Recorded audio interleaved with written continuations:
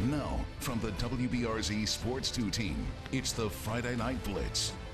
Oh yeah, welcome in everyone. Week one of the Friday Night Blitz. Sure, it's starting about a month later than we all thought, starting about an hour later than we might have thought tonight, but you know what, that's a credit to all the coaches and players who worked hard to make it happen. Also, shout out to the LHSAA for making sure everyone stayed on time and on task, and let us do the same. Let's get right to the highlights. How about getting it started with the Battle for Baton Rouge. U-High taking on Catholic at Memorial. I don't know if that's really the name, but that's what I'm going with.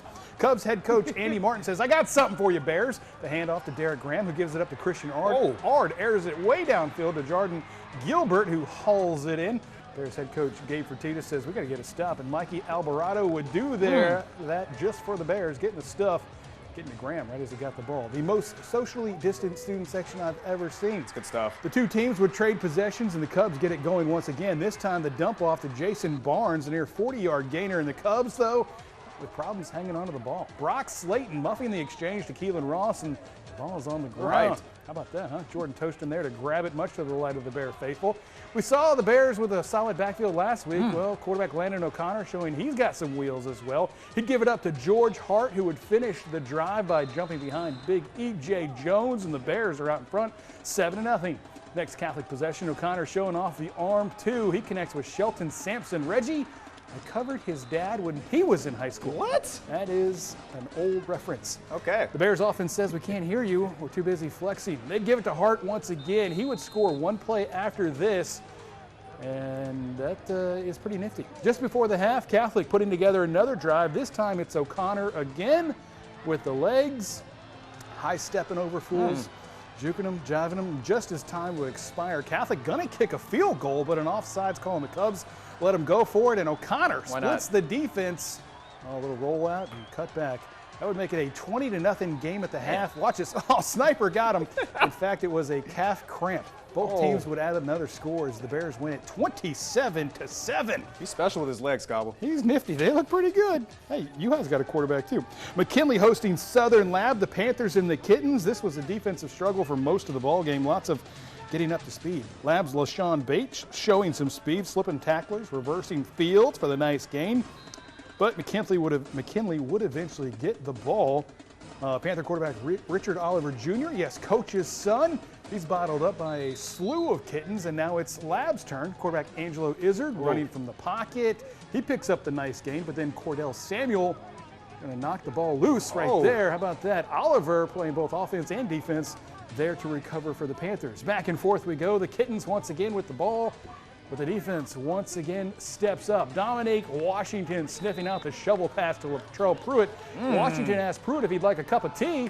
That would draw a personal foul, and those 15 yards are costly because Lab head coach Darryl Osbury draws up a winner right here. Izzard hits Pruitt, who races in for the first score of the game.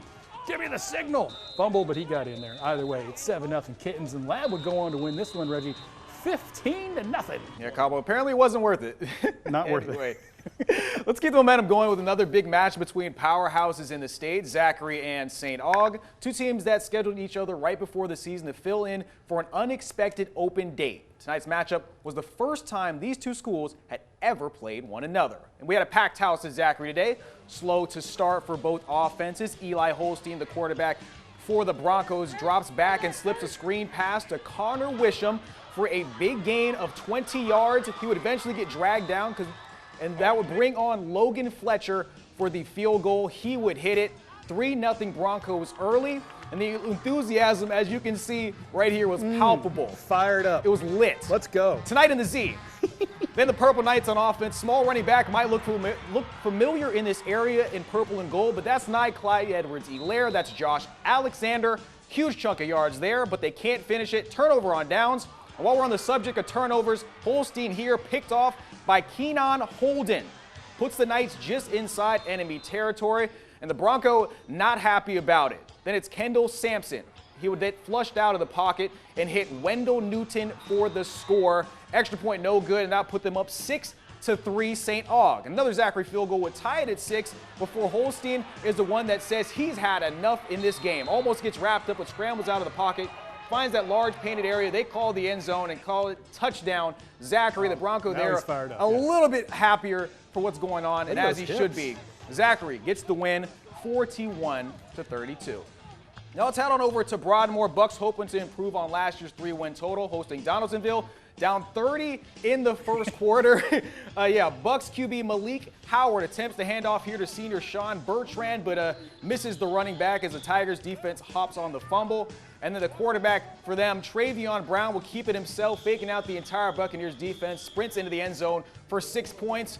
The extra point would come up short, but they would still be up 36-0, so it really didn't matter. Travion Brown this time throwing it on the money to junior wideout Jamarcus Miller, who finds the end zone, will put them up 42-0. Then a little bit later, Tigers around midfield, handed off to sophomore Jaden Bridges. He would stumble and rumble. Look at the, wow. Yeah.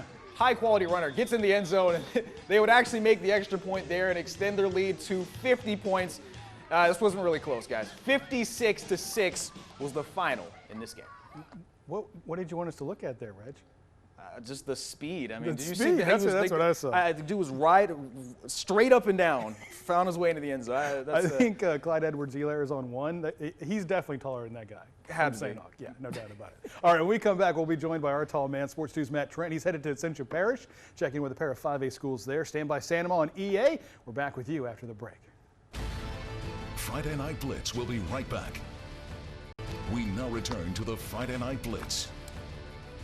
All right, thanks for hanging with us here on the Friday Night Blitz. You know, the Denham Springs community has been through a lot just in the past few weeks. The passing of football player Remy Hidalgo has been a source of unity, not just for the Yellow Jacket program, but for the entire Baton Rouge area. And what better way to come together than a football game? Even though the Jackets opening up on the road at Santa Ma, still paying tribute to Remy Hidalgo. Family at the game tonight. The band played Amazing Grace to honor him.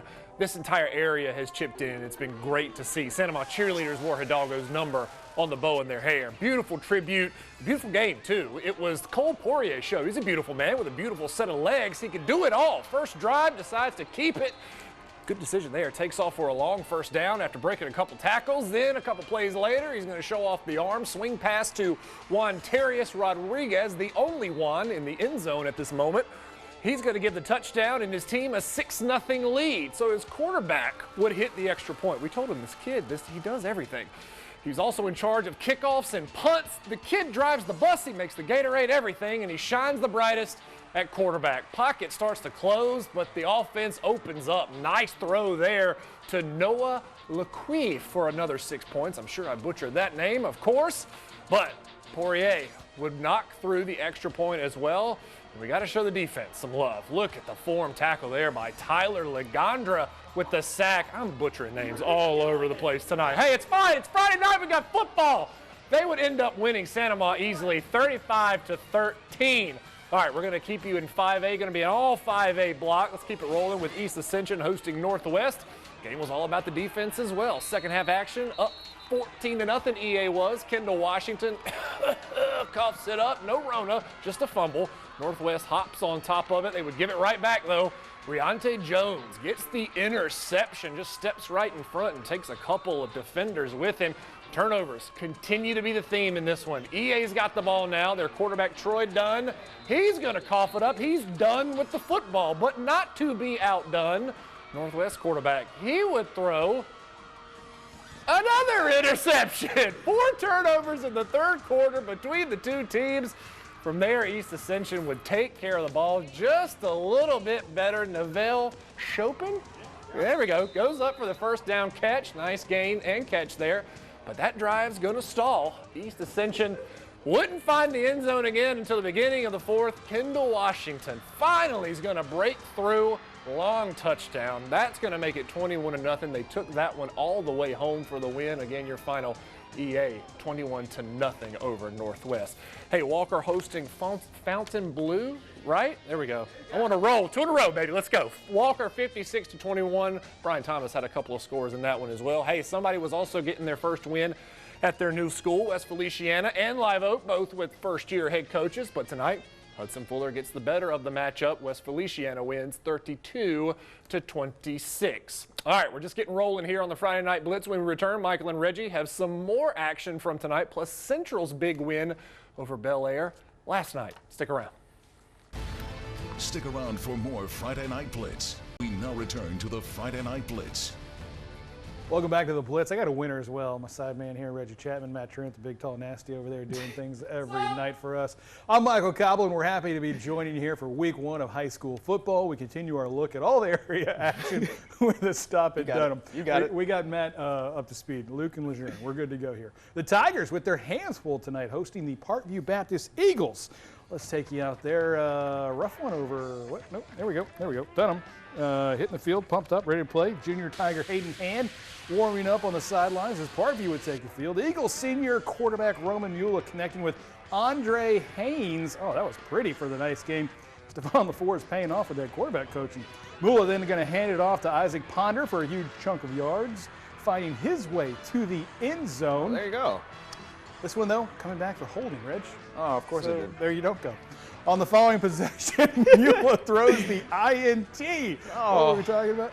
What? Oh, all right. I almost lost that one there. Braylon Titus with the pick. Kid's hype. Yeah, we are under construction. We keep it going. The Tigers trying to make something happen. Haynes with another interception. So flashes of EA all over again as we're just kicking it back and forth. This one, crazy, Reg. Dunham led it 21-7, but Parkview comes back with 27 unanswered. They get the win. 27-21. How about we go to Central last night where the Wildcats were hosting the Bel Air Bengals. I love that field, man. 45-0. Oh. Is that at half or is that at half? Party didn't start. Sid Edwards dialing up a doozy. Glenn Cage in it, running back, just carrying Bengals with him. Almost gets all the way in. He would punch it in. 52-0 in the third. Everybody's getting some PT tonight. Sid Edwards looking good. Mask on point. Nice.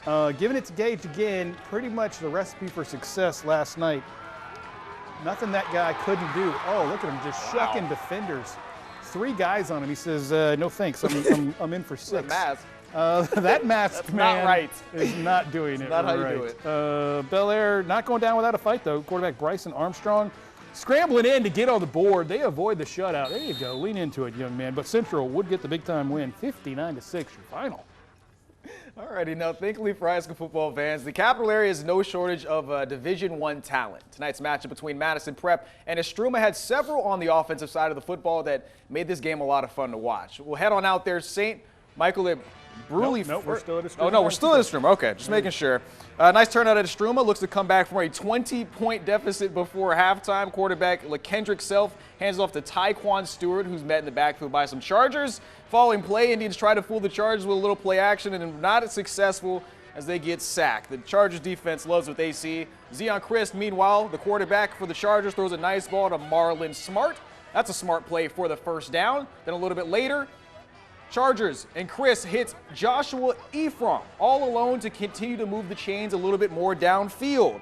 And then finally, Chris throws Smart again for another first down, putting the Chargers this time into the end zone before they would end up scoring it. Oh my goodness! Oh, super tight. Oh, almost hit our cameraman here, but that would get them into the end zone. That would make it 27-0 before halftime, and they would end up winning it by a final score of 39-0. Now here we'll head on out to St. Michael at Bruley. The Panthers taking the field with their new school in the background, but it's the Warriors who strike first, hitting the field goal there.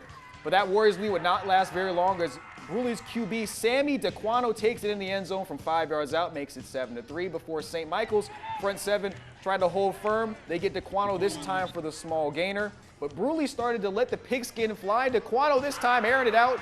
Chucks it downfield to Randall Matthews, who somehow comes up with the football there. A long touchdown pass to make it 21-3. But the Panthers would add a couple of more touchdowns as they win it pretty convincingly. Final score there, 35-10, Bruley. All right, good stuff. Hey, we're headed to a commercial break, but Matt Trent's going to take control of the show once again. When we come back, that is next after these messages. Friday Night Blitz will be right back. We now return to the Friday Night Blitz. We appreciate you staying up late with us here on the Blitz, getting towards the home stretch of this thing. Let's go across the bridge for some small school action. 2A Port Allen hosting Livonia tonight. Third quarter, Pell's up 15-14. Christian Gant right off the edge. Let's do it. Laying the wood down. I love it. But then Livonia quarterback Avery Walker going to skywalk literally just around no one. No one was around. This is a lot of fluff for about 5 yards, but it looked great. You know, look good, feel good, play good. You know that old deal. 3 yards in a cloud of dust for both sides until Walker calls his number. Ironically enough, it's 6. Touchdown, Livonia. They're going to go up 20-15 after a missed extra point. But Port Allen almost had a great play on the ensuing kickoff. Cody Credur? Sure. Almost takes it to the house. Look at this, just gets tripped up. Almost a sign of just enthusiasm there, but it's that kind of night for the Pelicans. Livonia wins 28-22. All right, how about Metairie Park over at Episcopal? This one from yesterday, UAB commit Dylan Marotra. Knights were up 7-0, had a chance for more. After a Metairie Park fumble set them up inside the 35, there it became the Ryan Armwood show. Marotra is going to find him, looking around. He's still looking for him. There he is. Gets into the end zone with a name like Armwood. You know you got to use them. Going to get into the end zone, but of course on Friday night, holding, you can't do it. It's going to come back until the very next play. Who do they go to? Oh yeah, Armwood. One more time. This time he's going to use both his legs and some blockers. Right into the end zone. Rolled out the red carpet on that one. 14-0 Episcopal defense. They're pretty stingy as well. Look at Austin Sabrant. 2 sacks on 2 plays, force a punt that was dropped by the punter and recovered by Episcopal. So Dylan Marotra, after the great defense, he's going to get the snap. Just let it fly. Spinning it right to Dryden Duggins. Literally no one around it. Touchdown, social distancing touchdown. Episcopal wins 41-7. Hey, remember, COVID can take away a lot of things, but not the Fans' Choice Award. Remember, nominees start tonight. To get your nominees in, go to WBRZ.com, type in Fans' Choice. We will take nominations through Tuesday at noon. We will then announce the top 3 Tuesday at 6 o'clock, with voting ending Wednesday at noon. And remember, we need stats for these guys. We can't just give an award to a kid just because he's a nice guy or has a cute girlfriend, as much as I would like. We need stats, numbers, everything above. Hey, and you can try and keep your eyes open for just a few more minutes. We're getting to the home stretch. We're getting to the last block. We've got 2 more sets of highlights to show you before we put a bow and week 1 to bed. Stay with us. Stick around for more Friday Night Blitz. We now return to the Friday Night Blitz.